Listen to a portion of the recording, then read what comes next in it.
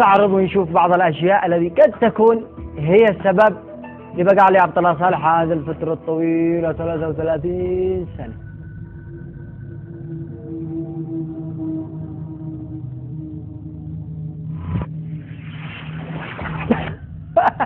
كريتم علي عبد الله صالح سادس الخلفاء الراشدين. يعني ما هي الكرامات أو ما هي المعجزات أو الذي خلتهم يقولوا الجماعة هكذا إنه سادس الخلفاء الراشدين؟ والله ما لي علم. إذا كان خامس الخلفاء الراشدين يلقب عمر بن عبد العزيز، كان إذا حتى قل عنده يكلم في أمور الدنيا كان يضف فيه الشمعة، يعني يقول لا هذا الشمعة من بيت مال المسلمين ويضف فيها. أما علي صالح كان يضف فيها اليمن بكل يخليها بدون كهرباء ويولع القصر حقه والجامع والشعب في الظلام. أيضا عمر بن الخطاب كان يقول والله لو أن بغلة عثرت في العراق لسألني الله عليها. أما احنا له داري فين احنا؟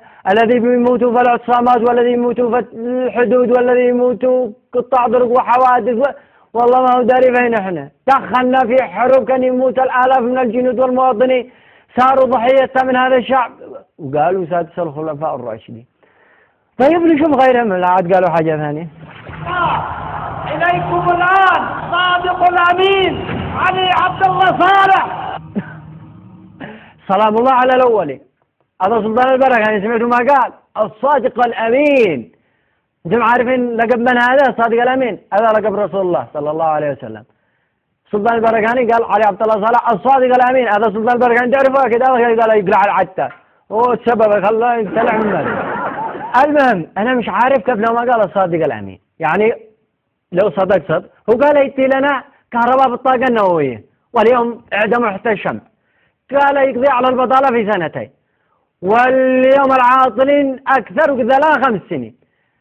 قال يأتي لنا سكك حديدية واليوم من دكاري.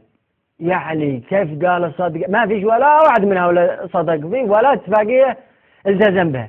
طيب نشوف هذا الصادق الأمين ما سوى بالحج سلطان، نشوف ما سوى به.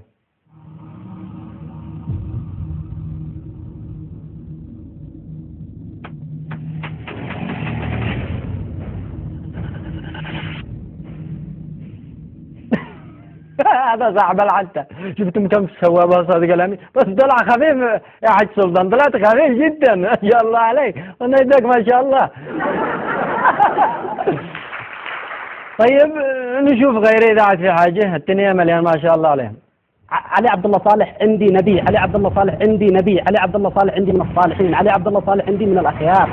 وجنوه ماذا ما عاد صبر شكتم إيمانه إلى أن يأذن الله لعلي صالح بالجهر بدعوته أو يأذن له بالهجرة. نبي المشكلة ما يتخيلوا له ما ينزل القبر يسألوا من نبيك يقول علي صالح. هذا الركاب يا جماعة. أنا أتوقع أنه التبس عليها الأمور بين النبي صالح وبين علي صالح، ما عاد يقدر يميز. وقال إنه في بعض الناس يمكن إنه عندهم علي نبي أو هو عند النبي، يعني أكيد في التباس في الموضوع. نشوف غيره مش ولا الوحدة هذا بس، نشوف غيره. كلهم هذا علي عبد الله صالح نبي الله في الأرض، هذا علي عبد الله صالح نبي الله في الأرض.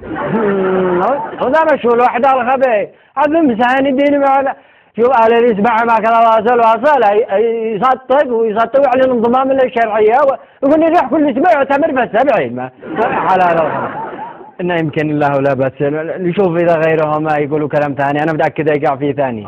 يوسف وأخوه أحب إلى أبينا منا ونحن عصبة إن أبانا لفي ضلال مبين.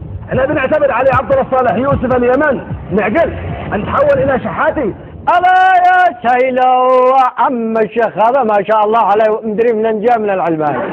لا عاد الأول بيقولوا النبي علي صالح، ما هذا غير اسمه النبي يوسف اليمن.